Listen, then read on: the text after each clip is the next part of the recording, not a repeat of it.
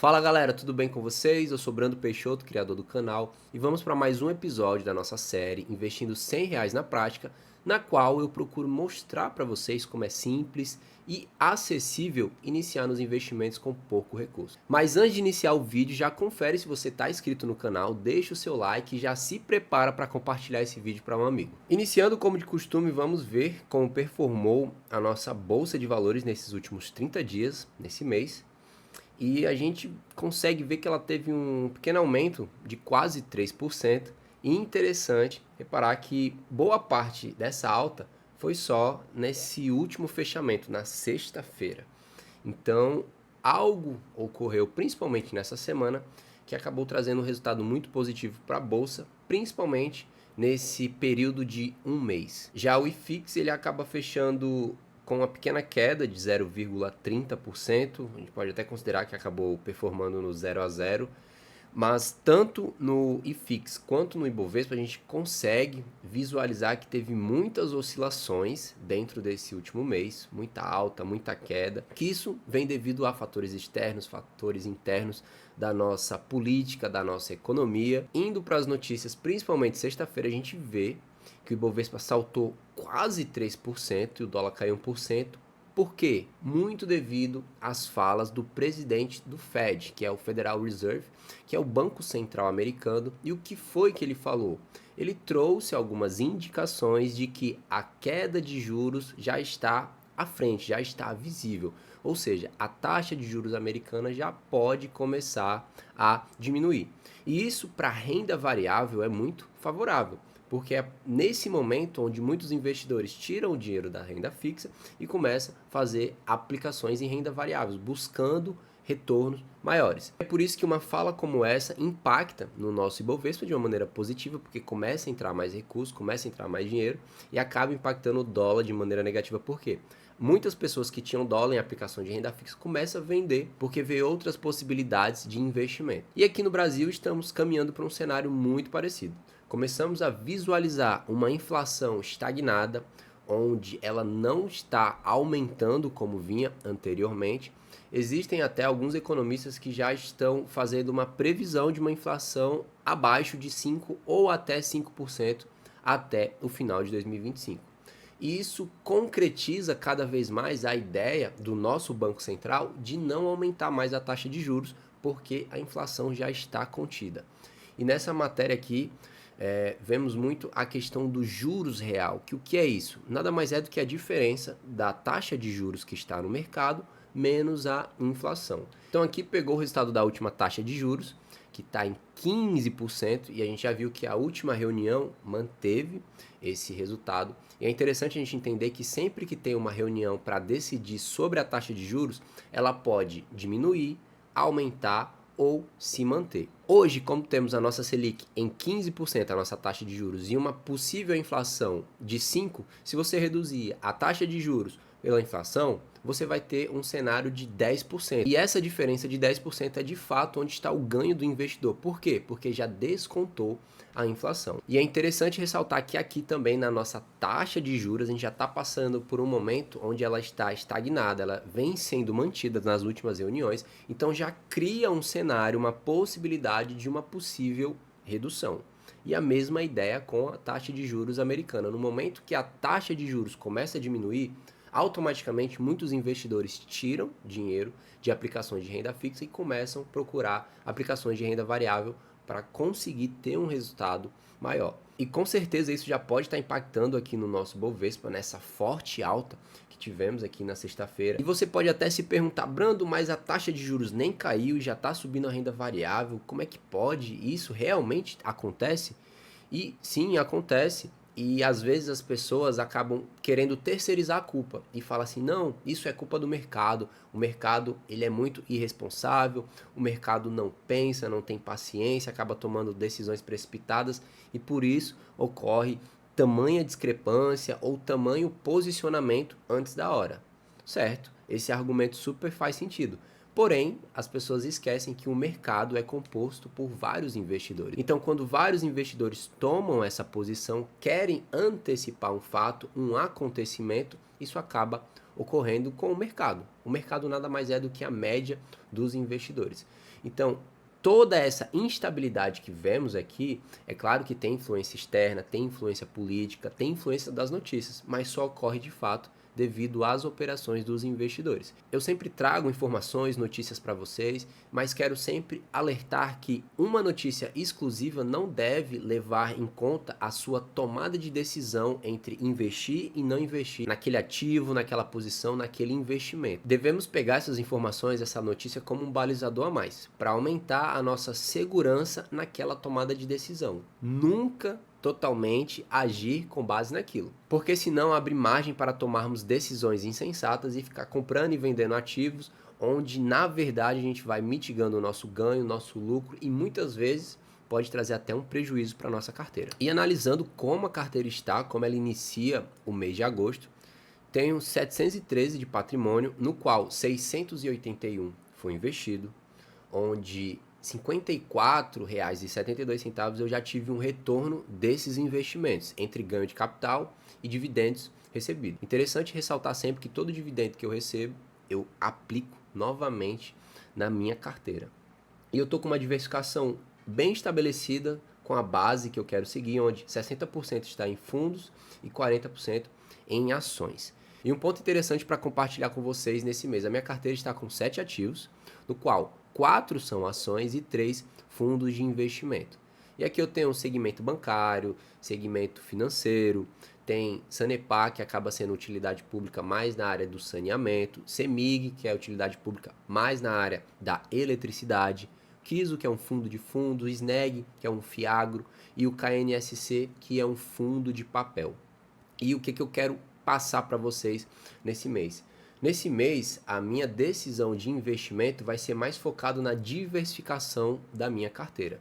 Então, eu vou caminhar agora para R$ 800 de patrimônio nessa carteira. E eu creio que esses 7 ativos que eu já tenho já está de bom tamanho para gerir, para fazer uma gestão. Porque não faz muito sentido eu ter muitos ativos, cada vez mais ativos, e pouco patrimônio. Eu acabo diversificando muito, eu vou precisar ter mais controle, ir atrás de mais informações, acompanhar mais ativos, que para mim não faz sentido por ter pouco patrimônio nessa carteira. E resumindo aqui a minha carteira na parte de fundo, eu tenho metade em um fundo de fundos, um quarto em fundo de papel e outro quarto em um fiagro. E é pensando nisso que eu vou melhorar essa minha diversificação. Porque eu sei que um fiagro e um fundo de papel ele está muito atrelado a dívidas. A gente vem passando por um momento de juros altos. É sim um momento muito interessante para você ganhar dinheiro com fundos atrelados a dívidas, porém tem um risco maior. Porque se o retorno é maior, consequentemente o risco é maior. Eu até separei aqui para vocês como que está essa distribuição desses ativos. O KNSC, que é um fundo de papel, ele pagou no último mês 1,15. Isso é um retorno assim muito alto, até porque ele é isento de imposto, você recebe líquido essa distribuição. O SNEG também vem pagando o mesmo percentual, porém o SNEG nos 12 meses já está com mais de 13% de retorno, enquanto o KNSC 12,86%. E você pode até se perguntar, Brando, por que você não está comprando mais dessas posições? Porque eles estão pagando tão bem. E é justamente pelo ponto que eu falei antes. Por pagarem mais, eles têm um risco maior. Então são 2 ativos que eu venho acompanhando muito, a questão da inadimplência, a questão dos pagamentos. Nos últimos vídeos eu compartilhei com vocês. O último relatório deles mostra que a inadimplência vem baixa. O SNEG, por exemplo, ele tem uma inadimplência zerada. Isso é muito bom, mas eu não consigo garantir até quando ele vai ter essa margem muito boa. A ideia é que continue, mas eu não posso garantir. Então eu não vou colocar todo o meu patrimônio, boa parte do meu patrimônio, em um risco muito alto. Porque eu prefiro, nesse momento, aumentar a diversificação visando mais segurança. Até porque, falando do SNEG especificamente, a gente vê que o agro brasileiro vem passando por um momento de crise, turbulências. Muitas empresas grandes vêm pedindo recuperação judicial devido à dívida, devido a juros altos. A gente conhece até um banco muito famoso, o Banco do Brasil, que está sofrendo com isso. Até o momento, essa crise não vem afetando o SNEG, pelo menos nos últimos relatórios que ele soltou, não vemos esse impacto, mas é uma coisa que pode acontecer. Então eu não vou querer estar tão exposto a esse risco. E o que é a minha ideia? É diminuir a minha posição nesses dois fundos, tanto de papel quanto agro, mas eu não vou vender. Eu tenho como essa estratégia de comprar e manter os meus ativos e eu consigo diminuir a posição sem vender eles. Brando, como que você vai fazer isso? Comprando mais o Kiso 11, que é um fundo que eu já tenho boa parte, mas eu vou aumentar mais ainda. E o Kiso, ele ainda me traz um retorno muito bom, tá com um retorno aqui de 1,05% ao mês. É claro que é inferior àqueles outros dois, que você pensa que não, mas 0,10% ao mês, ao longo prazo, é uma porrada, dá muito dinheiro, é muita diferença. Mas no momento eu não estou focado em ganhar mais. Eu estou focado numa estabilidade, numa segurança, e o Kiso vem me trazendo isso. É tanto que nos últimos 12 meses, mais de 12% ele distribuiu com uma segurança maior. E possa ser que alguém pergunte, Brando, e por que você não compra um fundo de shopping, um fundo logístico? Você só tem 3 fundos na carteira, você está falando que já tem ativo demais, eu não concordo. E é um bom ponto. Só que eu sigo como regra principal aqui dessa carteira investir R$ 100 por mês. E tem muitos fundos de shopping, de galpões logísticos, que ele tem um valor da cota aproximado de R$ 100 ou até mesmo superior. Então, ou eu não consigo comprar pela regra, ou eu vou pulverizar muito a minha compra mensal e eu acabo ficando sem opções de comprar outras coisas e até fazer uma diversificação na carteira. Por exemplo, um fundo de shopping muito conhecido é o VISC11 e o valor da cota dele é 102. Então, para minha regra principal, já não dá. E se desse, eu ia acabar colocando todo o valor do mês da minha aplicação em um investimento só. Não que isso seja errado, mas iria atrapalhar já a minha estratégia de diversificação. E é sempre importante lembrar, ressaltar que quando investimos em um fundo de fundo, estamos investindo em outros fundos. Por exemplo, o Kiso aqui ele tem mais de 30 ativos e dentro desses ativos ele tem BTLG, XPLG, MXRF11, HGLG, VISC11, HSML, XPML. Ele tem fundos logísticos, fundos de shopping, fundos de papéis, tudo isso dentro do portfólio dele. Então, eu investindo dentro do Kiso 11, automaticamente eu estou investindo nesses outros segmentos, nesses outros setores. Ó, o que o Kiso investe? Em galpões logísticos, em shopping, fundos híbridos, laje corporativa, no segmento bancário, segmento de varejo e renda urbana, tem fundo de papel também. Então, automaticamente eu distribuo meu patrimônio em vários setores, em vários segmentos, em vários fundos, sem com que eu precise ter tanto patrimônio, né? Aqui, por exemplo, com Kiso, com menos de R$ 7 eu consigo comprar uma cota. Para comprar de fato o VISC11 eu preciso de mais de R$ 100. É claro que não é a mesma coisa você está investindo em um fundo que vai investir naquele outro fundo, você terceiriza, mas você está automaticamente exposto sobre aquele resultado. E seguindo a mesma ideia de olhar para minha carteira, olhar para minha diversificação e melhorar a alocação em setores que eu vejo que eu preciso no momento, eu vou aumentar a posição nesse mês em Sanepar. Na parte de ações, aqui eu tenho quase 70% do setor financeiro, que é entre Itaúsa e Banco Bradesco, e o restante, 30%, está dividido em Semig e Sanepar, duas empresas de setor de utilidade pública, duas empresas que trazem para mim aquela ideia de um segmento perene, de um serviço repetitivo, mensalmente o cliente compra, o cliente paga, tem aumento de preço, tem aumento de custo, o preço é repassado na fatura, na conta mensal e o cliente acaba pagando. Isso acaba gerando uma receita recorrente, onde a margem continua sendo estabelecida. Isso para mim é muito interessante como investidor. E olhando para os indicadores dela, indicador de margem, de preço, de desconto, de endividamento, são indicadores que me agradam muito, por isso que ela já está na minha carteira. E no momento eu vejo ela com um desconto bom para que eu possa estar aumentando essa minha posição para melhorar a minha diversificação dentro da minha carteira. Vou fazer aqui o lançamento dos ativos que eu comprei. E se você achar interessante que eu grave o momento da aplicação, como que eu faço, qual aplicativo que eu uso, qual corretora que eu uso, deixa aqui nos comentários que no próximo mês eu posso estar gravando essa compra para vocês. Ativos lançados, vamos ver como que ficou aqui a diversificação. Agora em Kiso eu já estou com 55% na minha parte de fundos imobiliários. E a Sanepar foi para 26%, quase 27%. Semig está com 13%. Possivelmente no próximo mês eu aumento a minha posição nela. No geral, a carteira está com 812 de patrimônio, no qual 780 foi aplicado. E a gente já está com um retorno de mais de R$ 50 entre ganho de capital e dividendos distribuídos. É muito interessante ver esse gráfico da evolução patrimonial, que a gente vê de fato uma escadinha, a gente vê o nosso processo sendo realizado.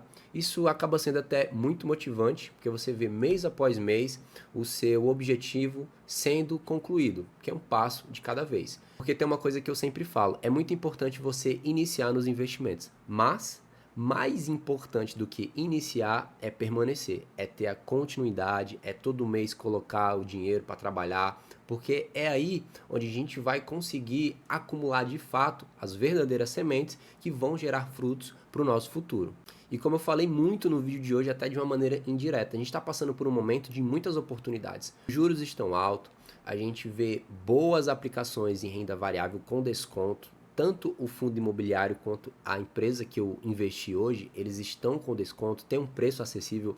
Ambos dos investimentos que eu fiz, que eu faço na verdade, tem um valor ali base de R$ 10, não foge muito disso. Então você com pouco recurso, você já pode iniciar nos investimentos. E aqui eu quero deixar um alerta para você. Se você ainda não investe, comece pela sua reserva de emergência. Eu sei que o meu objetivo aqui é mostrar que é fácil, é simples, é acessível você iniciar nos investimentos, até mesmo em renda variável, investir em fundo, em ações, com diversas opções e diversificações. Mas, se você ainda não investe, comece na sua reserva, tenha a sua segurança financeira primeiramente estabelecida. E o grande foco da reserva não é nem o retorno, não é a rentabilidade. Mas hoje a gente está passando por um momento de juros tão alto, de uma rentabilidade de juros real tão alta, que até com a sua reserva de emergência você consegue ganhar dinheiro e de fato um bom dinheiro. Então se você ficou com alguma dúvida, se você quer deixar algum feedback, deixa aqui nos comentários. Não se esqueça de deixar o seu like, se inscreva no canal, compartilhe esse vídeo com seus amigos e eu te espero na próxima.